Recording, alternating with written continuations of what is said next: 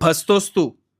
हो, माणसं ओळखण्यात फसतोस तू आणि मग असं का होतंय हा विचार करत बसतोस, हो ना? चल आज माणसांच्या आतला माणूस कसा ओळखायचा ते सांगतो. शेवटपर्यंत शांतपणे ऐक. तुझ्या जीवनशैलीत नक्कीच उपयोगी पडेल तुला. तुला माहिती आहे का मधुमेह कधी होतो? साखर अथवा गोड अधिक खाल्ल्याने, हो ना? पण तुला गोड खाणं कुठे बंद करता येतंय? तुला तर ते अधिक प्रिय आहे. आता हे मी का सांगतोय असं वाटतंय ना तुला? तर आता ऐक. ह्या साखरेसारखी जी माणसं अधिक गोड असतात ना, ती तुला अधिक प्रिय वाटतात. पण नकळत तीच घात करतात तुझा.